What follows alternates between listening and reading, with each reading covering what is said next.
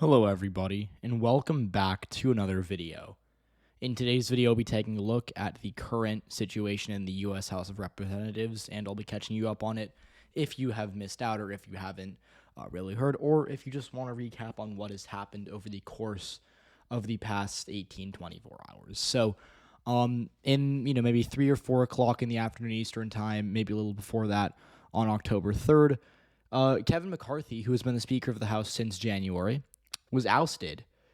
He, I believe, is the first ever, and I could be wrong, but I believe he is, in fact, the first ever Speaker to be ousted in the midst of their term.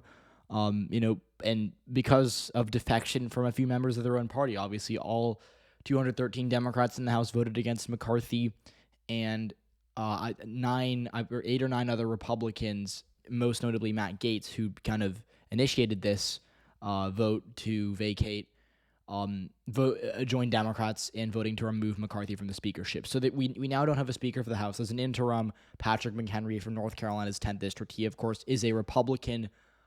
So there is still a sort of, a leadership in the House, but, we're going to have a recess. We're not going to have votes on anything for the time being. And this is a really, really bad look for Republicans, especially as they were already kind of in a tough spot to begin with in the House. If you watched my channel last year, I talked a lot about the House elections. They're very important every 2 years. My final prediction had Republicans winning 227 seats. Most people had them winning 240. Before the election, I was called a Democratic hack, but ultimately, even I, an alleged Democratic hack, overestimated Republican support. They won 222 seats instead of 227. So they had a much slimmer majority than they were anticipating walking into this, I believe, 117th or 118th Congress. I'm probably very wrong on that, but this new 2-year period of time where we have this current House makeup, Republicans were disappointed by the size of the majority they got. But as unfortunate as that was for them, they were able to get through after days of voting and chaos. Kevin McCarthy was ultimately elected. It took a lot of convincing and, making compromises with members of the right wing of his party. Matt Gaetz, Marjorie Taylor Greene, Lauren Boebert, those types of people in Congress.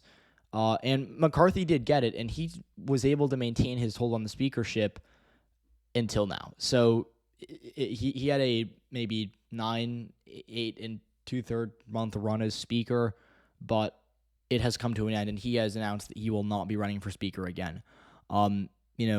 He says on Twitter, "I will not seek to run again for Speaker of the House. I may have lost a vote today, but I fought for what I believe in, and I believe in America. It has been an honor to serve." So, not much to say there for Kevin McCarthy, but this is a pretty bad thing, I'd say, for Republicans. I think Matt Gaetz is not making the right decision politically. He's getting attention. Maybe you could say any press is good press. Sure, I would argue that this, for Republicans at least, is bad. It makes them look disorganized. It makes them look very, very, divided.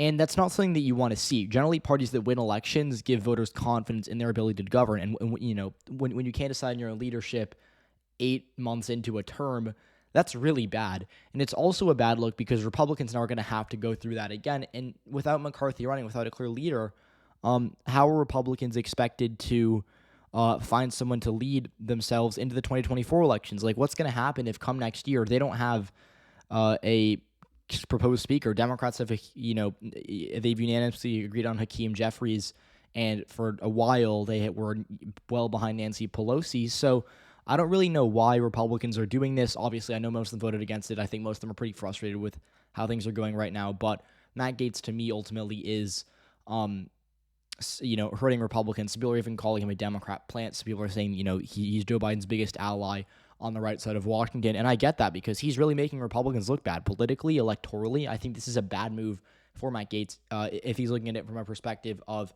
can Republicans win over the hearts of American voters? So what I would say is going to happen next, I think, first of all, we're going to have a recess, so there will be a bit of a cool down period. But when the House does get back in session, we're probably going to end up seeing Republicans fighting, duking it out amongst themselves. Maybe Steve Scalise runs.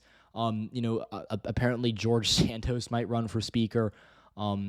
So I think we're going to see a lot of candidates come forward. And by the way, an interesting thing to note here is that the Speaker of the House does not even have to be in the House. So in theory, I could be the Speaker of the House. And unfortunately, I'm not announcing my run for it. But in theory, anyone could. You could. Donald Trump could. Kamala Harris could. A random senator could.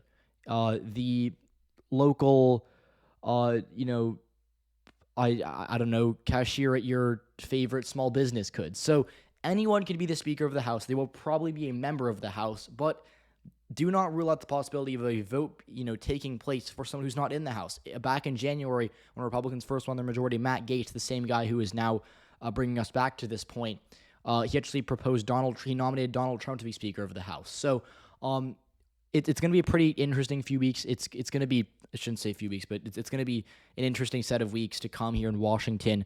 I really think Republicans are the electoral losers of this, charade, but we'll have to see. So thank you so much for watching. I hope I will see you all in the next one, and let me know what you want to see next for that next video, and I'll see you all in the next one.